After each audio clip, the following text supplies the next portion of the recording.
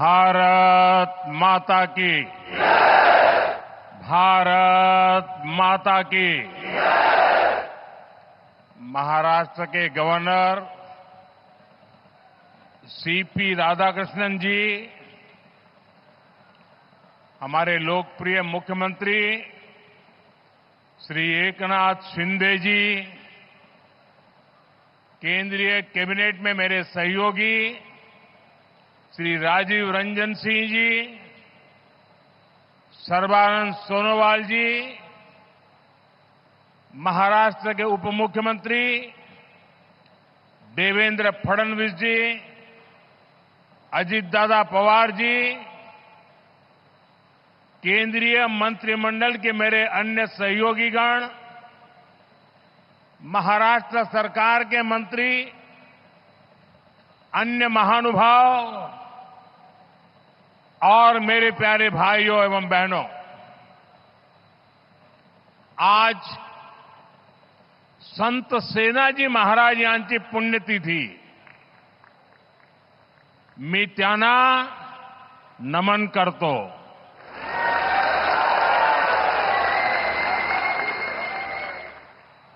माझ्या सर्व लाडक्या बहिणी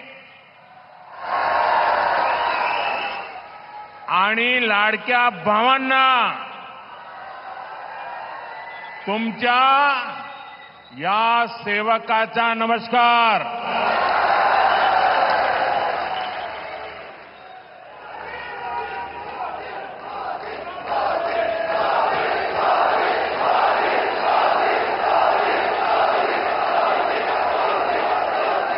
साथियों, आज इस कार्यक्रम की चर्चा करने से पहले मैं अपने हृदय के भावों को व्यक्त करना चाहता हूं। जब 2013 में भारतीय जनता पार्टी ने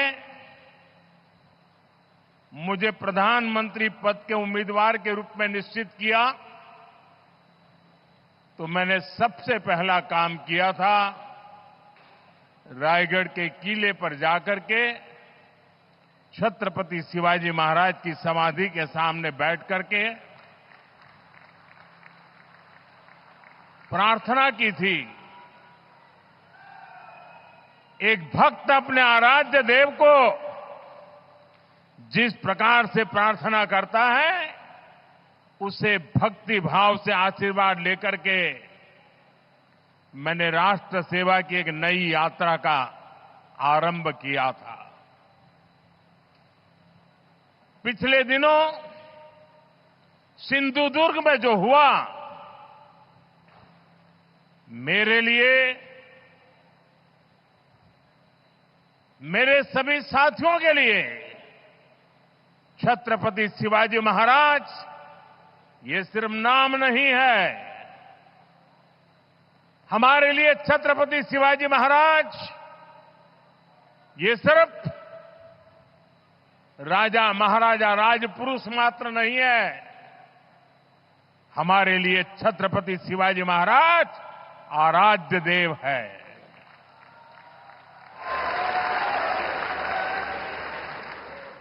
और मैं आज सर झुका करके मेरे आराध्य देव छत्रपति शिवाजी महाराज की उनके चरणों में मस्तक रख के माफी मांगता हूं।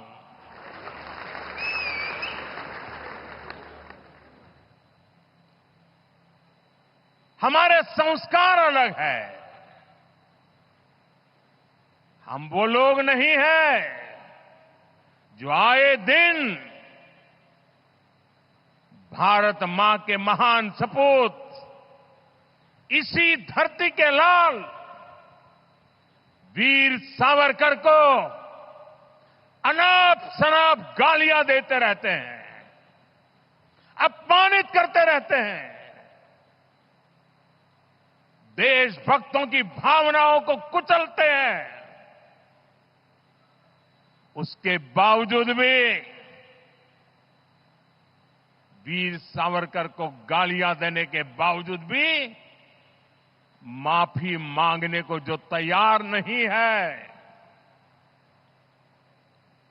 अदालतों में जाकर के लड़ाई लड़ने को तैयार है, इतने बड़े महान सपूत का अपमान करके जिनको पश्चाताप नहीं होता है, महाराष्ट्र की जनता उनके संस्कार को अब जान ले। और ये हमारे संस्कार है कि इस धरती पर आते ही आज मैंने पहला काम मेरे आराध्य देव छत्रपति शिवाजी महाराज में उनके चरणों में सर झुका करके क्षमा मांगने का कर रहा हूं।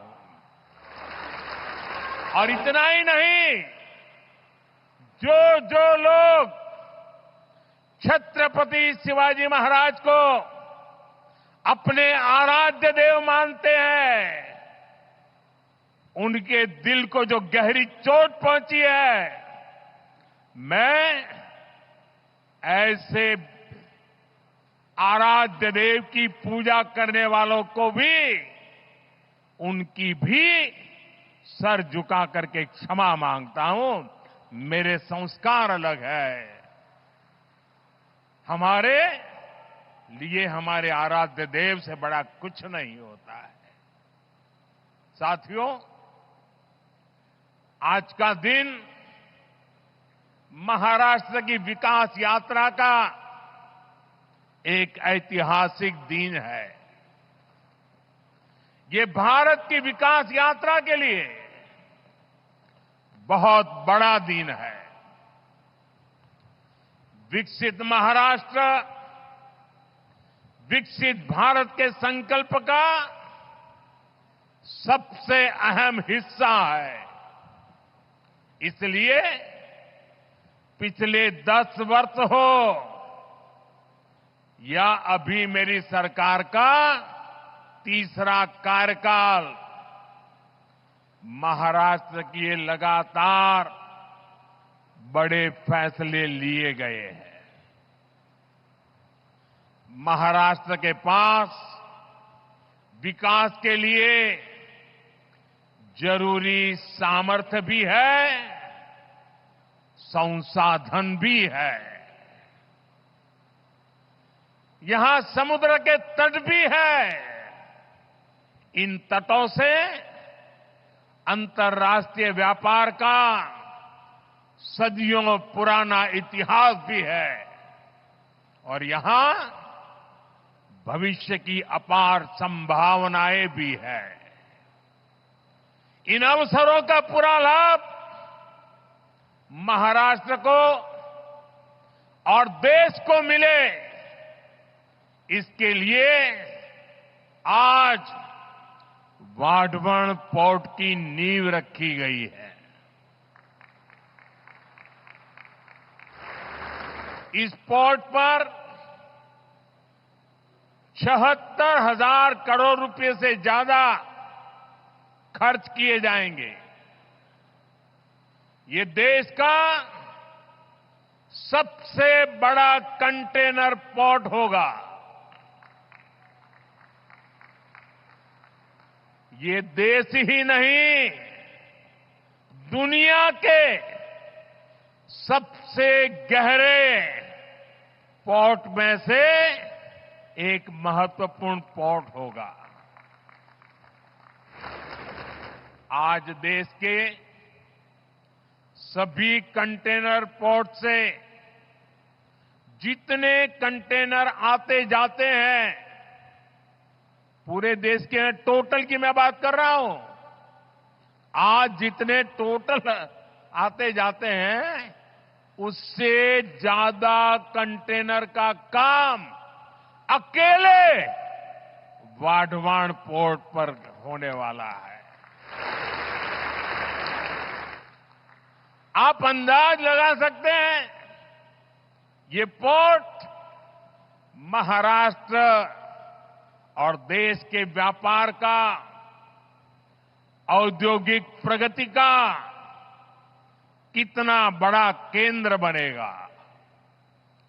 इस क्षेत्र की पहचान अब तक प्राचीन किलों यानी फोर्ट से होती थी। अब इस क्षेत्र की पहचान आधुनिक पोर्ट से भी हुआ करेगी। मैं पालघर के लोगों को, महाराष्ट्र के लोगों को, देश के लोगों को बहुत बहुत बधाई देता हूं। साथियों, हमारी सरकार ने 2-3 दिन पहले ही दिघी पोर्ट औद्योगिक क्षेत्र के विकास को भी मंजूरी दे दी है। यानी ये महाराष्ट्र के लोगों के लिए डबल खुशखबरी है।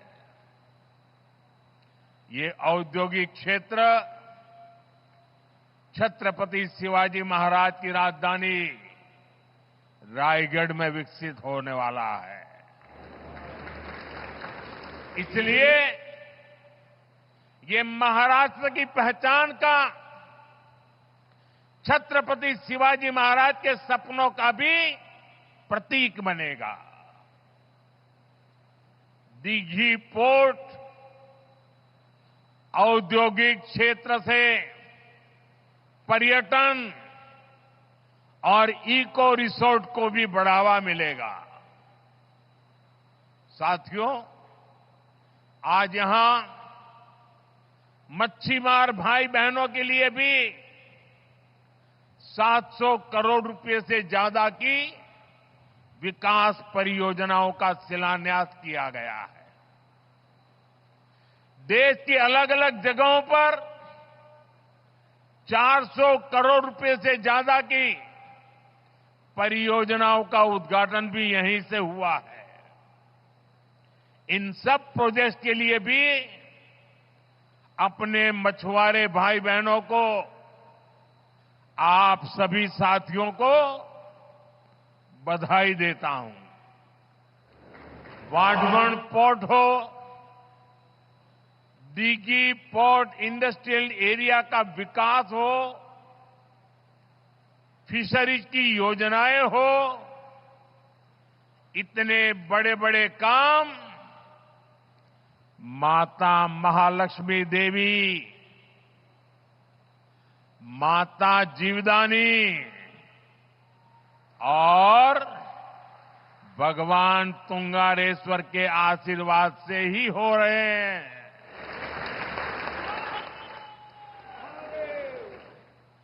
माता महालक्ष्मी देवी, माता जीवदानी आणि भगवान तुंगारेश्वर यांना माझे शत शत नमन।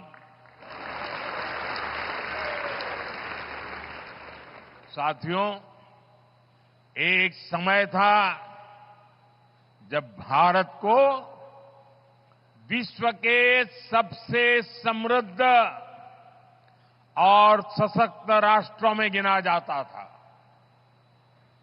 भारत की समृद्धि का एक बड़ा आधार था भारत का सामुद्रिक सामर्थ्य। हमारी इस ताकत को महाराष्ट्र से बेहतर और कौन जानेगा। छत्रपति शिवाजी महाराज, उन्होंने समुद्री व्यापार को, समुद्री शक्ति को एक नई ऊंचाई दी थी। उन्होंने नई नीतियां बनाई, देश की प्रगति के लिए फैसले लिए। कभी हमारी ताकत इतनी थी कि दरिया सारंग कान्होजी आंग्रे पूरी ईस्ट इंडिया कंपनी पर भारी पड़े थे। लेकिन आजादी के बाद उस विरासत पर ध्यान नहीं दिया गया। औद्योगिक विकास से लेकर व्यापार तक भारत पीछे ही छूटता चला गया। लेकिन साथियों, अब ये भारत नया भारत है। नया भारत इतिहास से सबक लेता है। नया भारत अपने सामर्थ्य को पहचानता है। नया भारत अपने गौरव को पहचानता है। गुलामी की बेड़ियों के हर निशान को पीछे छोड़ते हुए नया भारत समुद्री इंफ्रास्ट्रक्चर में मिल के नए पत्थर लगा रहा है।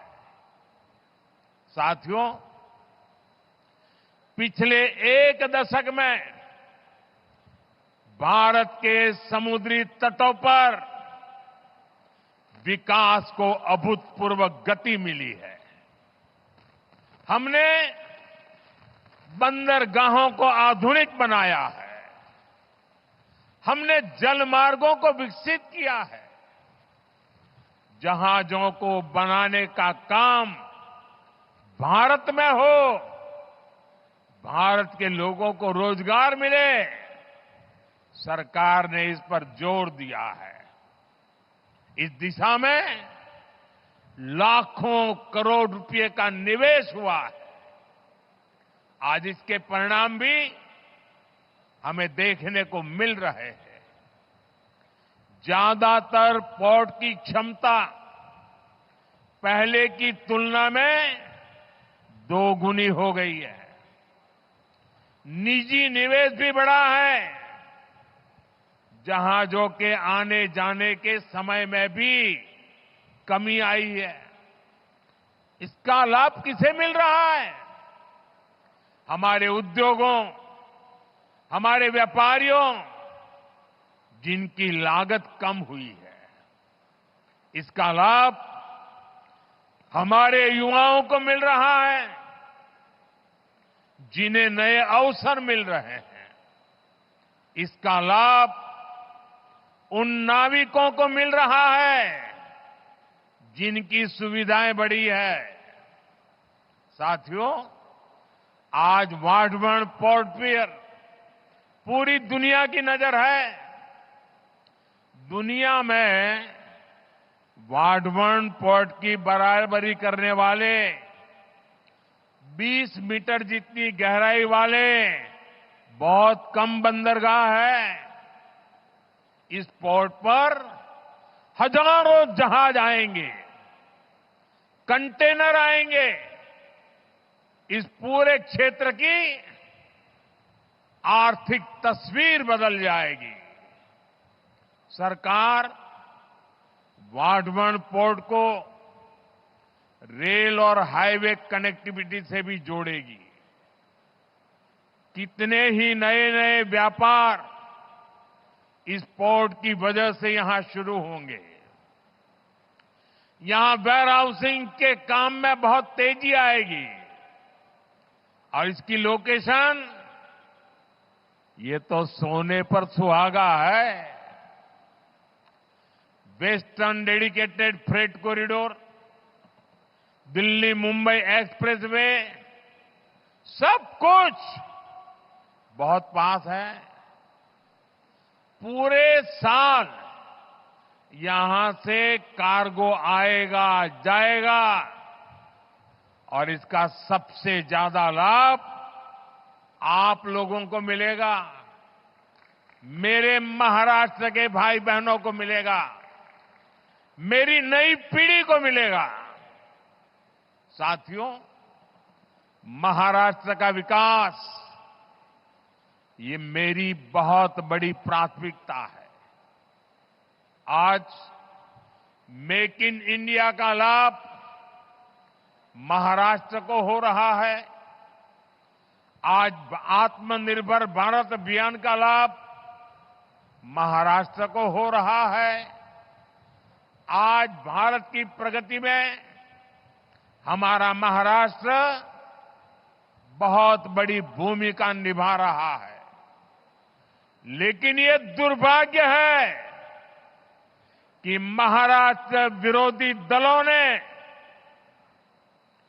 आपके विकास पर, आपकी भलाई पर हमेशा ब्रेक लगाने की कोशिश की।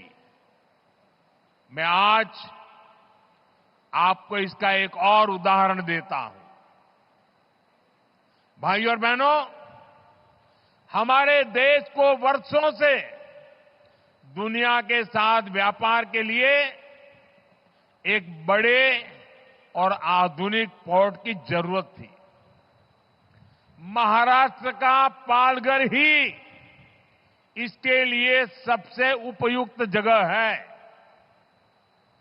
ये पोर्ट हर मौसम में काम कर सकता है, लेकिन इस प्रोजेक्ट को 60 वर्षों तक लटका कर रखा गया। महाराष्ट्र और देश के ये योजना इतने जरूरी काम को कुछ लोग शुरू ही नहीं होने दे रहे थे।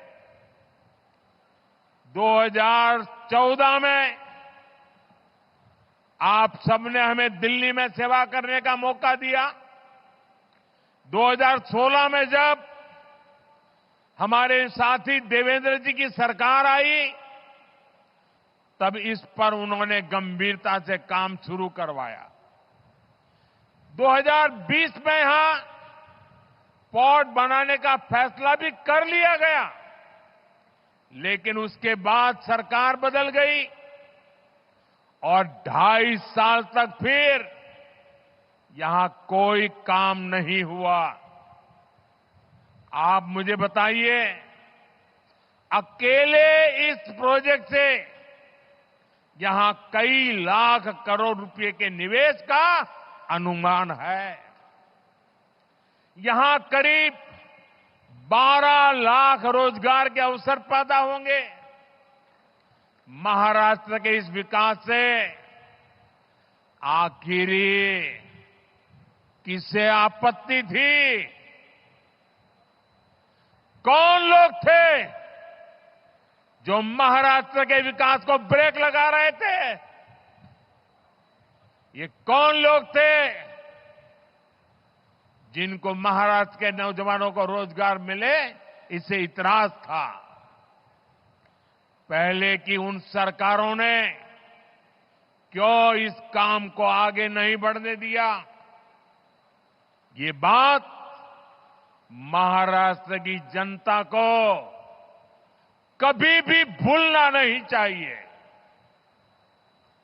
सच्चाई ये है कि कुछ लोग महाराष्ट्र को पीछे रखना चाहते हैं, जबकि हमारे एनडीए की सरकार, यहां हमारी महायुति की सरकार महाराष्ट्र को देश में सबसे आगे ले जाना चाहती है।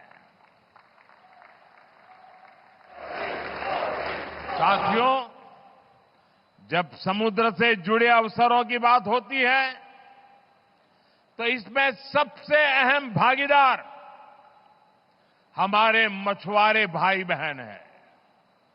मच्छीमार बंधू भगिनींना, आपल्या 5 से 26 मच्छीमाराची गावे, कोळीवाडे आणि 15 लाख मच्छीमारांच्या लोकसंख्येसह महाराष्ट्राचे मत्स्यपालन क्षेत्रातील योगदान खूप मोठे आहे। अभी मैं पीएम मत्स्य संपदा के लाभार्थी साथियों से बात भी कर रहा था।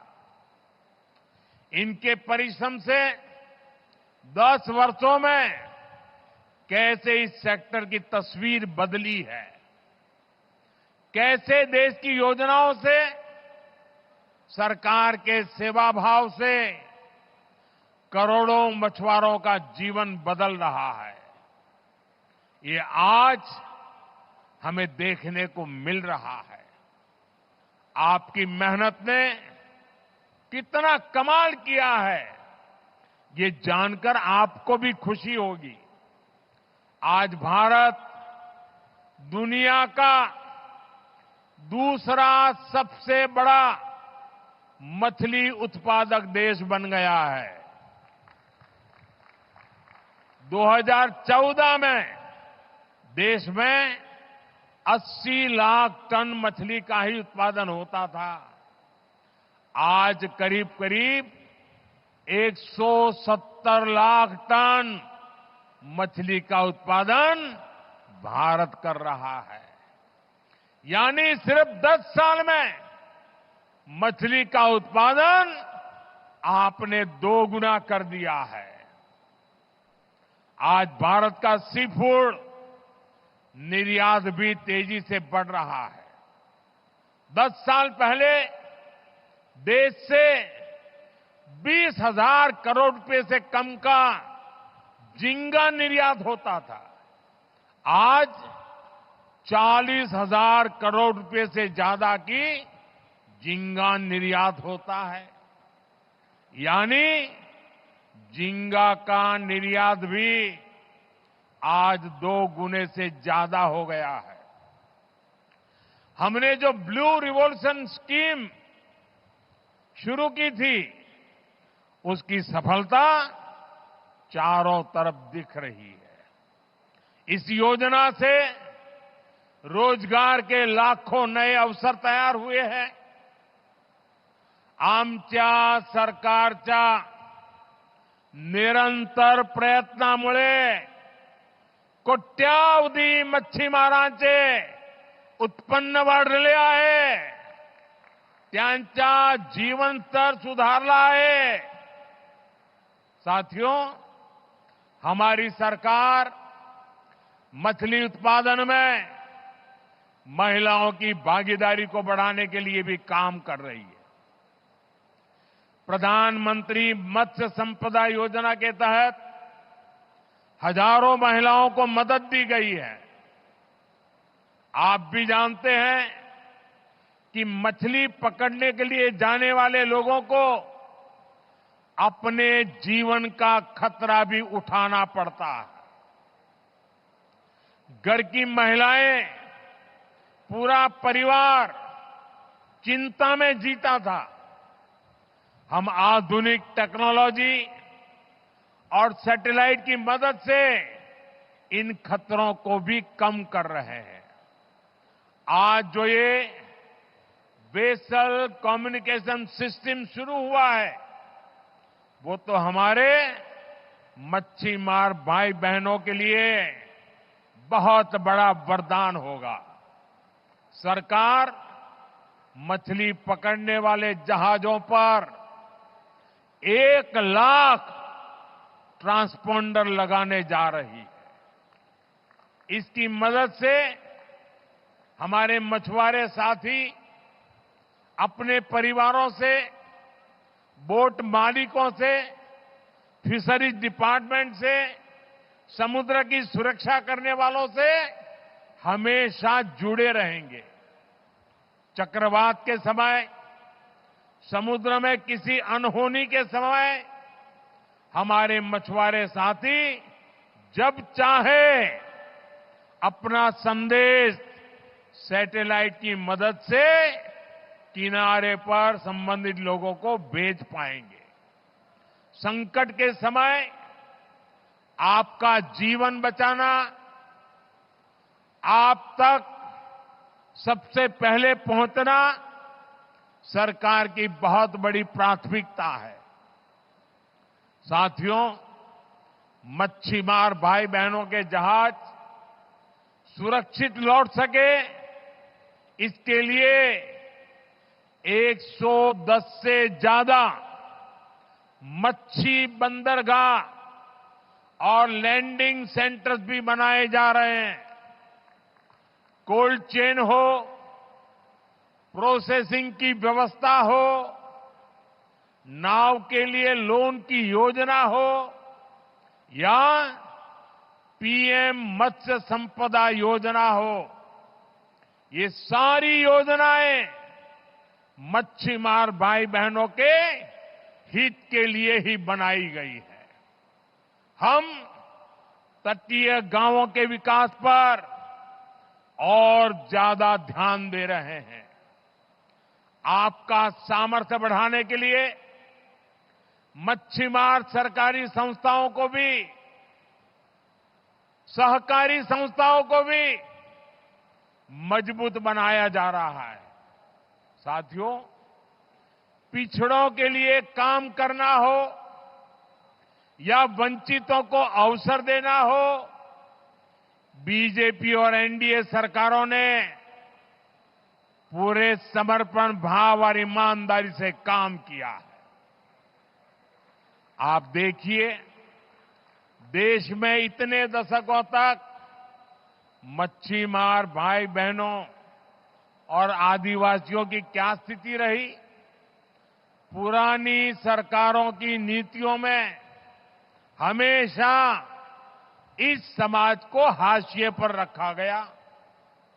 देश में इतना बड़ा आदिवासी बहुल क्षेत्र है, फिर भी आदिवासियों के कल्याण के लिए कभी एक विभाग तक नहीं बनाया गया। अलग जनजातीय मंत्रालय की स्थापना भाजपा एनडीए सरकार ने ही की थी।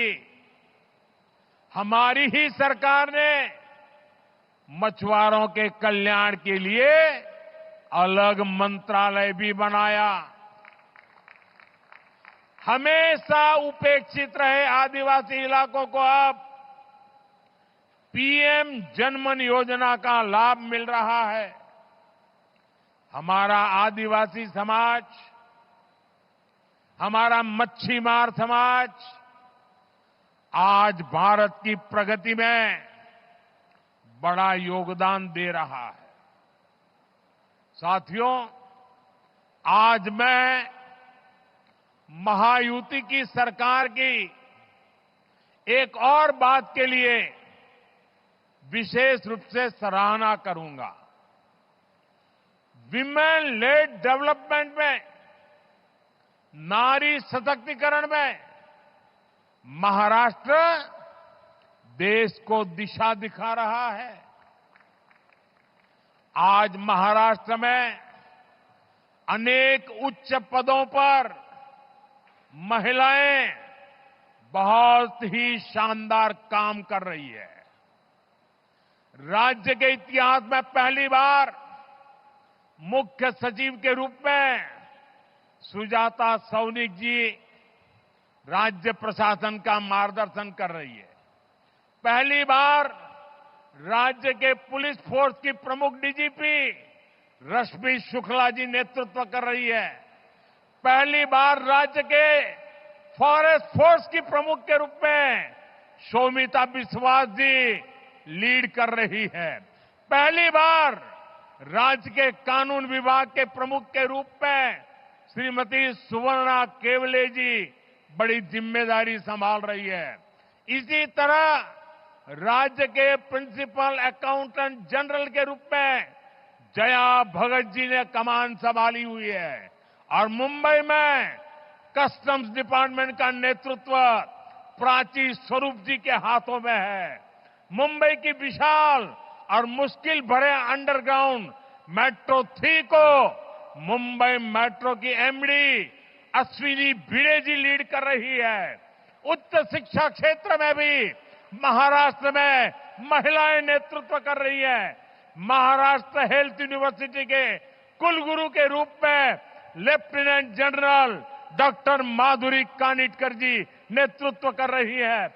महाराष्ट्र के स्किल्स यूनिवर्सिटी के पहले कुलगुरु के रूप में डॉक्टर अपूर्वा पालकर जी नई पहल कर रही है। ऐसे कितने ही बड़े और बहुत जिम्मेदार भरे पद हैं जहां महाराष्ट्र में नारी शक्ति अपने श्रेष्ठ प्रदर्शन कर रही है। इनकी सफलता इस बात का प्रमाण है कि 21वीं सदी की नारी शक्ति समाज को नई दिशा देने के लिए तैयार है। यही नारी शक्ति विकसित भारत का बहुत बड़ा आधार है। साथियों, सबका साथ, सबका विकास, सबका विश्वास और सबका प्रयास, ये एनडीए सरकार का मंत्र है। मुझे विश्वास है आप सबके सहयोग से हम महाराष्ट्र को विकास की नई ऊंचाई पर ले जाएंगे। आप महायुति सरकार पर अपना आशीर्वाद बनाए रखिए। एक बार फिर आप सभी को देश के सबसे बड़े पोर्ट के लिए, अनेक अनेक मच्छीमार भाइयों के लिए, योजनाओं के लिए अनेक अनेक शुभकामनाएं देता हूं, बधाई देता हूं। मेरे साथ बोलिए, भारत माता की। दोनों हाथ ऊपर करके पूरी ताकत से बोलिए, भारत माता की। आज आपके साथ समंदर की हर लहरें भी अपना सूर जोड़ रही है। भारत माता की, भारत माता की, भारत माता की। बहुत बहुत धन्यवाद। 25 वर्षांचा प्रदीर्घ अनुभव व अत्याधुनिक तंत्रज्ञान यांनी सुसज्ज असे पुण्यातील आकाश आय क्लिनिक व लेझर सेंटर। रोबोटिक पद्धतीने वेदनारहित मोतीबिंदू शस्त्रक्रिया, तेही विना टाका व विना इंजेक्शन। मेडिक्लेमची सुविधा व सेम डे डिस्चार्ज। लेसिक लेझरने चष्म्यापासून कायमची मुक्ती फक्त 10 मिनिटात। काचबिंदू, रेटिना, ड्राय आय, मायोपिया अशा अनेक डोळ्यांच्या विकारांवर उपचार म्हणजेच आकाश आय क्लिनिक आणि लेझर सेंटर। सीटीआर कंपनी जवळ, विमान नगर, नगर रोड, पुणे। संपर्क 8888173100। Come on guys, hurry up. अरे सुन ना, एक ब्रेक ले लेते हैं। Guys, I'm telling you, तुम लोगों को सही से ट्रैकिंग नहीं आता। But that's okay, you can learn. रोज का ढक्कन देना। ये रेड वाला है, सही वाला देना। अबे ढक्कन, पहले तो सही पानी पीना।